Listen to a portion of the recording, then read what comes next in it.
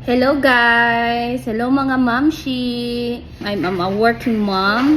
So, yung isa sa reason kung bakit ko nga ba ginagawa yung pagtulong sa asawa ko na kumita din ng pera kasi there are times, syempre, lalo pat yung mga bata maliliit pa, may mga times na manghingi sila ng pambili ng toy. So, syempre as parent, gusto mo naman na ibigay sa kanila yun kasi masarap sa pakiramdam na makita natin yung mga anak natin na masaya sila kahit sa mga simpleng bagay na nabibigay natin sa kanila. Pero yung masakit doon kapag hindi natin mabigay kasi kung hindi kasya yung mga kinikita natin, syempre mas uunahin natin yung mga needs.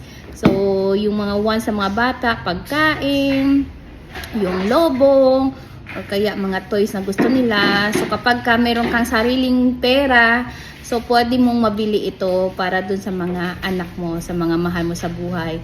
So, sa mga parents out there, so pwede kang kumita, magkaroon ng extra income na gamit mo lang yung cellphone at saka internet.